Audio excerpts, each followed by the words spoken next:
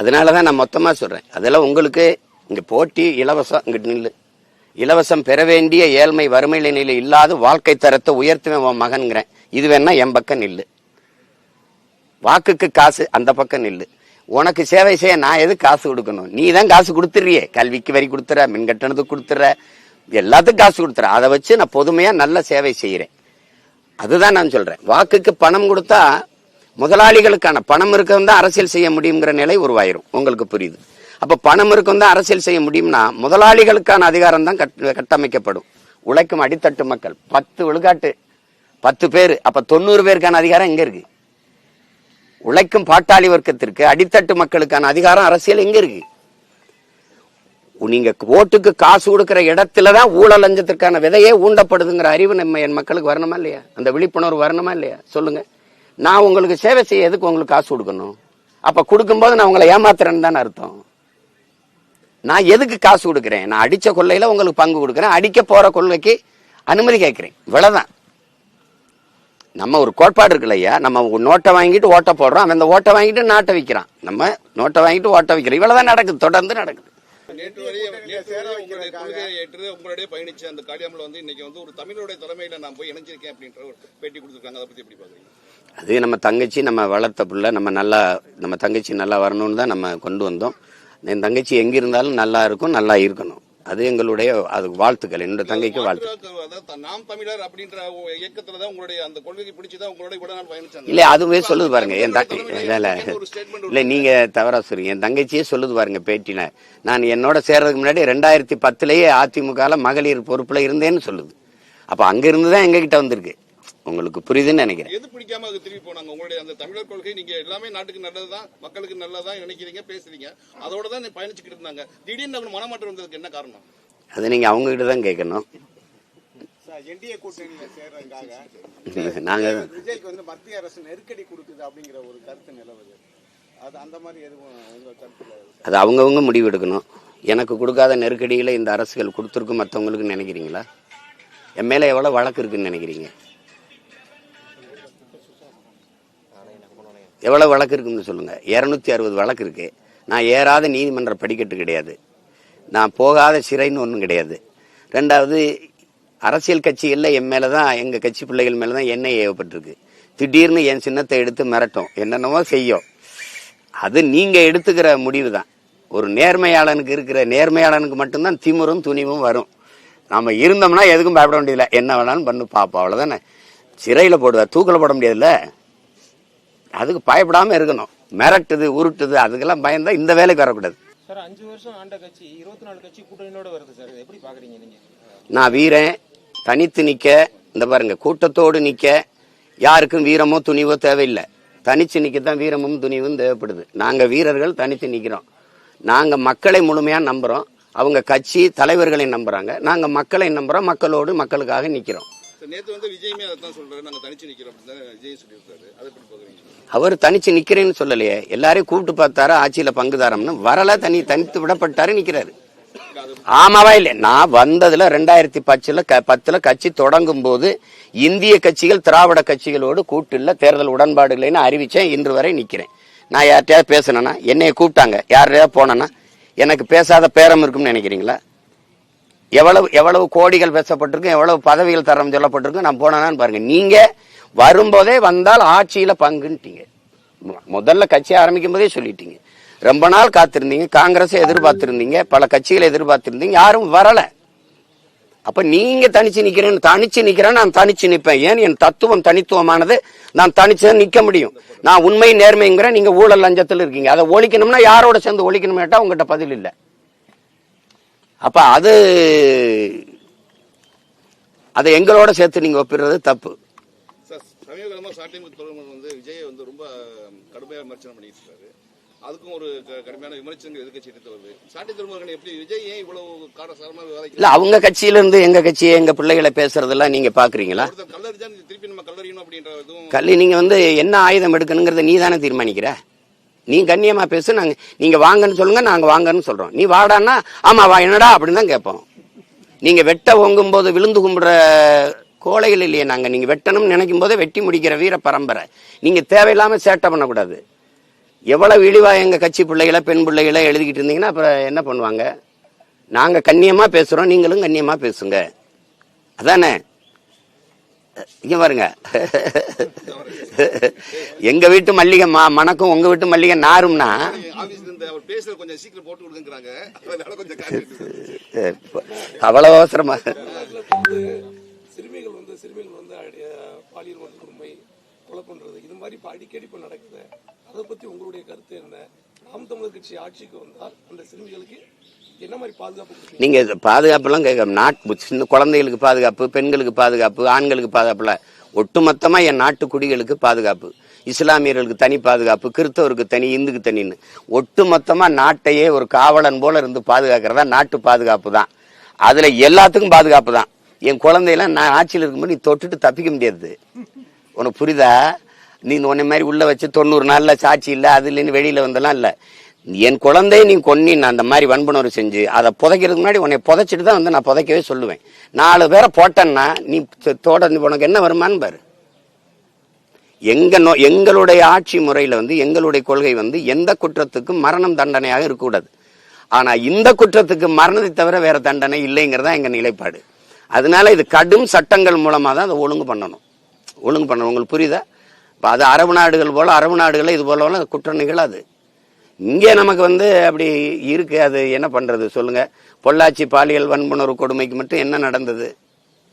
இந்த அண்ணா பல்கலைக்கழகத்துக்கு மட்டும் என்ன நடந்தது?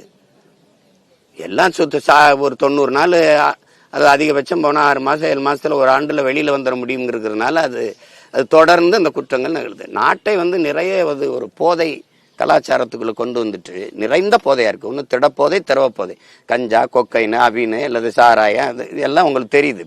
போதையில வச்சுட்டு நீங்க சட்டம் ஒழுங்கும் பெண்கள் பாதுகாப்பு அதெல்லாம் பேசிக்கிட்டு இருக்கிறது, திருட்டு கொலை இதெல்லாம் பேசிட்டு இருக்கிறது ரொம்ப வேடிக்கையானது.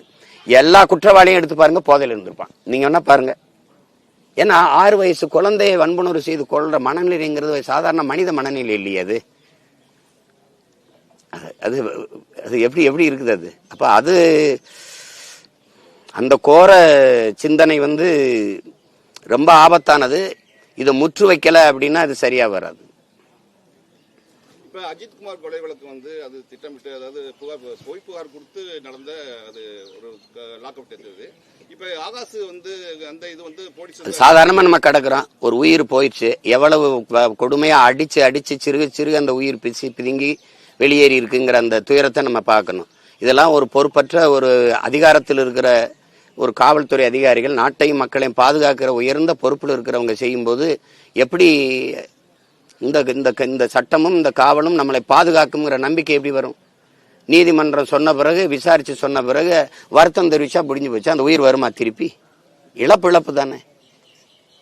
அப்ப அதெல்லாம் ரொம்ப தவறா இருக்குது. இப்ப அண்மையில நடந்த மானாமரில் நடந்த கொலையே பாருங்க, அது எப்படின்னு பாருங்க. அடிச்சா கால் அடிச்சு உடைக்கிறதுன்னு இது ஒரு கணக்கு வச்சிருக்கு. எப்ப பார்த்தாலும் கால் தான் உடையும், கை உடையும். அரசு இதை ஒன்றும் கண்டுக்கிற மாதிரி தெரியலையே. காவல்துறை யார் கையில் இருக்கு? அவர் இதை பத்தி பதில் சொல்ல. நீங்க என்கிட்ட தான் உட்காந்து கேட்குறீங்க. குற்றவாளிகளுக்கு வந்து போதிய தண்டனை கொடுக்கறதுக்கு போதிய சட்டம் ஒழுங்கா இல்ல. அதனால ஒரு சில சட்டம் இருக்கு, சட்டம் இல்லைன்னா சொல்லாதீங்க. சட்டம் இருக்கு, ஒழுங்கு இல்லை. ஈஸியா வெளியே வந்து தப்பிச்சு அதுதான் சொல்லிட்டு இருக்கேன். அது தொடர்ந்து இப்ப ஒரு 9 வயசு 7 வயசு சிறுமியே ஆசினியே கற்பழிச்சு கொன்னார் ஒரு தம்பி. நீங்க பார்த்துருப்பீங்க. அவரு 90 நாள்ல வெளியில வந்துட்டாரு, 30 நாளே வெளியில வந்துட்டாரு. நான் போய் அந்த வீட்டுல துயரம் கேட்டேன். எரிச்சு கொண்டு விட்டாரு வன்புணர்வு செஞ்சு. அப்ப திருப்பி அந்த அம்மா, அவர் வந்து அவங்க அம்மாவை கொண்டுட்டாரு. திருப்பி போய் விடுதலையாகி வெளியில வந்துட்டாப்புல. இப்ப வெளியில தான் இருக்காரு. அப்ப இவர் எப்படி எடுத்துக்கிறது? அந்த வயதை ஒத்த இளைஞர்களுக்கு என்ன சிந்தனை வரும்? அது ஒன்னும் இல்லடா அப்படின்னு. அதுதான் நீங்க திரும்ப சொல்றேனே, ஒழுங்கு இல்ல, அறம் சார்ந்த ஆட்சி இல்ல. நாம் தமிழரோட தேர்தல் அறிக்கை எதை மையமா வச்சு ஒரு மாநில அளவுல தேர்தல் அறிக்கை நாங்க கொடுக்கறது இல்லையே. தேர்தல் அறிக்கை கொடுக்கறது இல்லை. ஏன்னா ரொம்ப நாள் அவங்க அறிக்கை கொடுத்து எங்க முதுவை சொரிஞ்சு விட்டுட்டு இருக்காங்க. அது இல்லை. நாங்க ஆட்சி எப்படி நடத்துவோம்ங்கிறத, எங்க ஆட்சி எப்படி இருக்கும். இப்ப நான் இல்லைன்னா நீங்க கூட ஆளலாம்.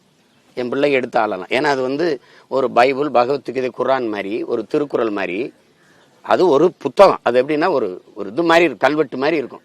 கல்வினா இப்படி கொடுக்கணும், மருத்துவம்னா இப்படி கொடுக்கணும், நீர்னா இப்படி சேமிக்கணும். ஏன்னா பண்டைய காலத்திலிருந்து என் முன்னோர்கள் எப்படி ஆட்சி நடத்தினாங்களோ அதையெல்லாம் எடுத்து, உலக நாடுகள்லாம் எப்படி ஆட்சி நடத்துதோ அதையெல்லாம் எடுத்து ஒரு இவ்வளவு பெரிய புத்தகமா நான் வெளியிட்டிருக்கேன். பண்ணது யாரும் படிக்கல, இந்த வாட்டியும் வெளியிடுவேன். அதையும் யாரும் படிக்க மாட்டாங்க. ஆனா படிக்கிற பழக்கம் இல்லை. அதனால படம் பார்த்து கெட்டு போன சமூகங்கிறதுனால படம் போட்டு காட்டுறேன். எப்படி போட்டு காட்டுறேன்? நம்ம ஆட்சியில எப்படி பள்ளிக்கூடம் இருக்கு, நம்ம ஆட்சியில எப்படி மருத்துவமனை இருக்கு, நம்ம ஆட்சியில நம்ம எப்படி வேளாண்மையை வளர்க்கிறோம், தற்சார்பு, பசுமை, தாய்மை, பொருளாதாரம்னு சொல்றனே, அதுனா என்ன? இப்ப நீங்க எரிகாற்று உருளைக்கு இவர் கேட்டாரு, அவன் அடுத்த நாட்டை சாராம நாம எப்படி இதுல உற்பத்தி செஞ்சு தன்னிறைவு அடைகிறோம், அப்படி எப்படி பண்றோம் பாருங்க. இதை எந்த நாடு பண்ணுது, இந்த பாருங்க இந்த நாடு பண்ணுது. அப்படி போட்டு காட்டுறேன். சார், இந்த காரைக்குடி தொகுதியில நீங்க பிரதான பிரச்சனை நிறைய கேள்விப்பட்டிருப்பீங்க. இதுல நிறைய அமைச்சர், நிறைய பிரபல அரசியல்வாதிகள் இங்க இருந்திருக்காங்க. இந்த தொகுதிக்கு எதுவுமே பண்ணது இல்ல. அவங்க பிரபலமா இருந்தாங்க. பிரச்சனை தீர்ந்ததா? நீங்க எந்த மாதிரி சொல்யூஷன் பண்ணலாம்னு பாக்குறீங்க? நான் குறை கேட்க வரல, குறை தீர்க்க வந்திருக்கேன். அதனால எந்த மாதிரினா நீங்க எந்த மாதிரினா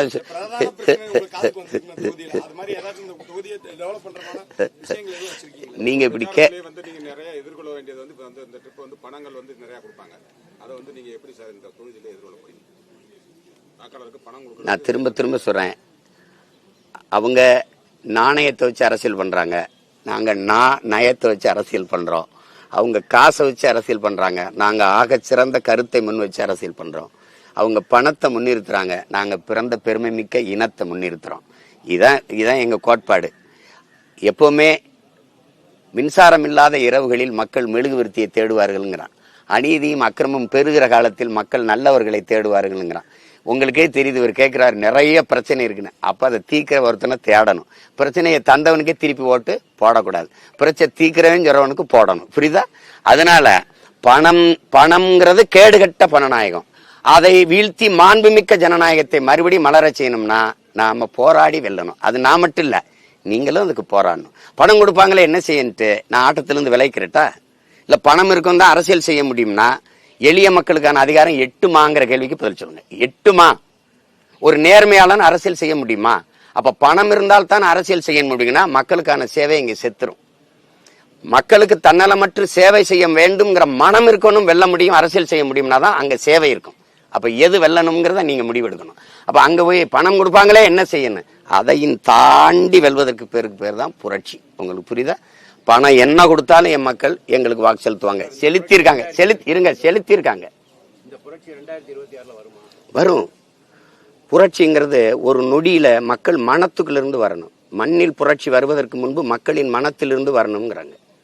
பன்னெடுங்காலமா இந்த ஐயா கேட்கிற மாதிரி சைத்து இருக்கிற மக்கள் ஒரு நொடியில மாறிட்டா மாறிடும். லெலின் சொல்றான்ல, இதுவரை வாழ்ந்தது போல இனி வாழ முடியாது என்கிற நிலைமை வருமானால் மக்கள் தாங்களே புரட்சி செய்வார்கள்ங்கிறவள. இப்ப வாழ முடியல, இல்ல சகிக்க முடியாத மின்கட்டணம், சொத்து வரி, இந்த எரிகாற்று இல்ல, எரிபொருள் இல்ல, நல்ல தண்ணி கிடைக்கல, விளைய வச்ச பொருளுக்கு உரிய விலை கிடைக்கல, விளைய வச்ச பொருளை கொள்முதல் செஞ்சு சேமிக்க கிடங்கு இல்ல, ஏகப்பட்ட பிரச்சனை. அப்ப இந்த இடத்துல இதெல்லாம் மாறணும்னு நினைக்கிற சிந்தனையில ஒரே நொடியில எல்லாம் மாறிடும். இன்னும் 2 மாசத்துல மாறலாம். நீங்க ஏன் இது ஒரு இலக்கை தீர்மானிச்சு கூட்டணி கிட்ட கொண்டு வந்துடணும் அப்படின்னு நினைக்கிறாங்க. கூட்டணி போட்டு வச்சிருக்கோம்னு மாத்தி நீங்க ஒரே இதுதான் நிக்கிறீங்க. ஆனாலும் நம்மளுடைய அந்த பணத்தை காமிக்கிறதுக்கு யாராவது ஒருத்தர் சப்போர்ட் வேணும் அப்படின்ற இடத்துலதான் நிறைய பேர் இல்ல. எனக்கு பலத்தை காமிக்கதான் என் மக்கள் இருக்காங்கல்ல. அடிக்கடி வந்து உங்களை வந்து மதிக்க மாட்டேங்கிறாங்க, ஓட்டு போட மாட்டேங்கிறாங்க. போடலன்னு நீங்க எப்படி சொல்றீங்க? ஏங்க, ஆமா, நம்ம 35 லட்சம் வந்திருக்கு. தனிச்சு நின்று அங்கீகாரம் பெற்றவர்கள் நீங்க நான் ஒண்ணு கேள்வி கேட்கிறேன். தமிழ்நாட்டுல தனிச்சு அதிக வாக்கு வச்சிருக்க ஒரு கட்சியை சொல்லுங்க.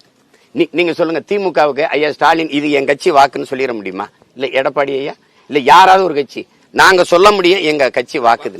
நல்லா எழுதுறத பாக்குறாங்க, மார்க்கத்தை பாப்பாங்க. நல்லா எழுதிட்டாங்கனால மார்க் போட பார்க்க மாட்டாங்க. 36 மார்க்கெட்ல தான் பாஸ். அதெல்லாம் இல்ல. நீங்க சேகுவேரன் எங்களுக்கு என்ன கற்பிக்கிறான், சரியானது வென்றே தீருமுடாங்கிறான். கொஞ்சம் காலம் எடுக்கும், அதுக்கு நீங்க காத்திருக்கணும். ஒரு தக்காளி செடியை வச்சுட்டு வீட்டுக்கு போனவொடனே பறிக்க கூட எடுத்துட்டு வரக்கூடாது. அதுக்கு ஒரு 3 மாசம் ஆகுது. கொஞ்சம் பொறுங்க. இலவசம்னு ஒரே ஒரு கேள்வி. இலவசம் கொடுக்கறத ஆட்சியாளர்கள் கொள்ளையடிச்சதை கொடுக்குறாங்கன்னு மக்கள் நம்புறாங்க. இப்ப சீமான் எப்ப பார்த்தாலும் இலவசம் வாங்குறதை கொச்சைப்படுத்துறாருன்னு ஒரு கருத்து இருக்கு. அதுக்கு ஏதாவது ஒரு தெளிவுரை சொல்லுங்களேன். இல்ல அது கொச்சைப்படுத்துறதாகாது, அது அவங்களுக்கு தெரியாம சொல்றாங்க. இலவசம்ங்கிறது அதுல அது ஒரு ஏமாற்றுங்கிறத என் மக்கள் புரிஞ்சுக்கிறணும். வாக்கை அந்த தற்காலிக அந்த தேவைக்காக கொடுத்து மக்களை ஏமாத்தி ஒரு கவர்ச்சியா அந்த வாக்கை பறிக்கிறத என் மக்களுக்கு இங்க பாருங்க, பாதரச வெளிச்சத்துல பௌர்ணமி வெளிச்சத்தை மறந்துட்டாங்க.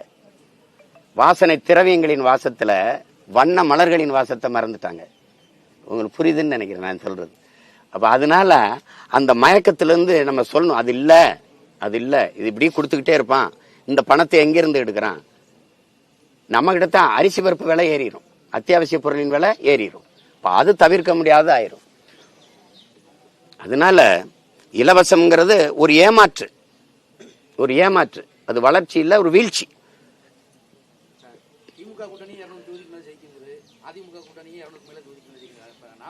நாங்கெல்லாம் அந்த 34 தொகுதிக்கு தான் போட்டிடுறோம். இதெல்லாம் அவங்க வென்றுவாங்க. பேசிக்கிட்டு இருக்க, நீ பெரிய பெரிய வலுவான கட்சி, இத்தனை கூட்டணினா வாக்குக்கு காசு கொடுக்காம சந்திப்பியலா? 22 கட்சி கூட்டணி, நீங்க பெரிய பெரிய கட்சி கூட்டணி, வாக்குக்கு காசு கொடுப்பியலா? கொடுக்க மாட்டீங்களா?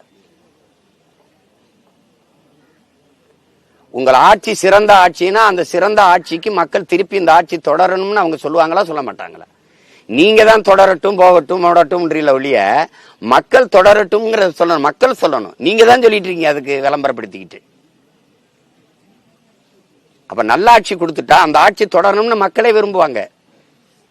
நீங்க வாக்குக்கு காசு கொடுக்கிற இடத்துல உங்க ஆட்சி தோற்றுச்சு, உங்க கட்சி வலுவிழந்துருச்சு, உங்க கோட்பாடு செத்துருச்சு, உங்களுக்கு நம்பிக்கை இல்லாதனாலதான் கூட்டம் சேர்க்கிறீங்க. நீ பாருங்க, நான் பயப்படாம எத்தனை பேர் வந்தாலும் வாடா பாத்துக்குருவோம் அப்படின்னு நம்ம போவோம்.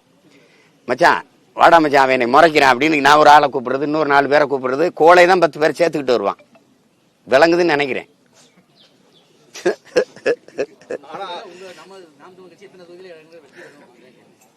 நீங்க நான் சொல்றேன் 234 வெல்லுவேன், இல்ல ஒரு 500 கூட கொடுங்களேன், வெல்லுவோம். சொல்லிட்டு என்ன இவங்க இதுல எல்லாருமே எங்க பாருங்க, எல்லாருமே வெல்லணும் தான் நினைக்கிறாங்க. நாங்க இங்க பாருங்க எப்படின்னா, வளைந்தும் நெளிந்தும் வெல்வதற்கு பதிலாக நிமிர்ந்து நின்று தோற்பதே மேலானதுன்னு நாங்க நினைக்கிறோம். உங்களுக்கு புரியுதுன்னு நினைக்கிறேன். சும்மா அப்படி காசை கொடுத்து அதை கொடுத்து 1000 தாரேன் 500 தாரேன் என் மக்களை ஏமாத்தி வெல்வதற்கு பதிலா நேர்மையா நின்று தோற்று போவோம். என்ன கெட்டு போச்சு? இப்போ என்ன கெட்டு போச்சு? உங்களுடைய கட்சி தொண்டர்களுடைய கட்டுப்பாடு, ஒழுக்கம் இதெல்லாம் கண்டு இந்தியாவே மக்களே ஒரு இயக்கத்தக்க இருக்கு. எதுவும் தனியா எதுவும் பயிற்சி கொடுத்தீங்களா? தலைவன் எவ்வளி, பிள்ளைகள் அவ்வளி. நாங்க என்ன சொல்றோம்னா, இது ஒரு மக்கள் ராணுவம். உங்களுக்கு தெரியுதா? மக்கள் ராணுவம் நம்ம கற்பிக்கிறோம். மக்கள் ராணுவம் அந்த ஒழுங்கை என் பிள்ளைகள் கடைபிடிப்பாங்க. நாங்க மாசத்துங்க எங்களுக்கு என்ன சொல்றாரு, நமக்கு மக்களுக்கென்று ஒரு படை இல்லை என்றால் மக்களுக்கென்று எதுவும் இல்லைன்னு. என் மக்களுக்கு இப்ப எதுவும் இல்லை, அதுக்கு ஒரு படை தேவைப்படுது. அதுதான் இந்த படை. இது என் மக்களுக்கான படை. அது ஒரு ஒழுங்கு. இங்க இருக்கிறது யாரு? என் தங்கச்சி. இங்க இருக்கிறது யாரு? எங்க அம்மா. இங்க இருக்கிறது எங்க அக்கா. இது எங்க அப்பா. இது பெரியப்பான்னு நினைக்கும். எங்க கட்சியில பாருங்க, தலைவர்கள் தொண்டர்கள் என்று யாரும் இருக்க மாட்டாங்க. சித்தப்பா, பெரியப்பா, மாமா. என்ன யாராவது தலைவர்னு கூப்பிட்டு பாத்திருக்கீங்களா? ஒன்னு அண்ணான்னு கூப்பிடுவாங்க, இல்ல பெரியப்பான்னு கூப்பிடுவாங்க, இல்ல அப்பான்னு கூப்பிடுவாங்க, இல்ல சித்தப்பான்னு கூப்பிடுவாங்க, இல்ல என்ன மாமான்னு கூப்பிடுவாங்க. இப்படிதான் இருக்கும். நாங்க ஒரு உறவு பிணைப்புக்குள்ள பின்னி வாழ்கிற ஒரு தேசிய இனத்தின் அரசியல் பெருங்குடும்பம். அதனால அந்த கட்டுப்பாடு இருக்கு. உங்களோட நடைமுறைகள் தாவேகா பின்பற்ற மாதிரி இருக்கு. அது அண்ணனை தம்பி பின்பற்றுறது தவறு ஒன்றும் இல்லையே. அவர் நல்லா பின்பற்றணும்னு தான் சொல்றோம்.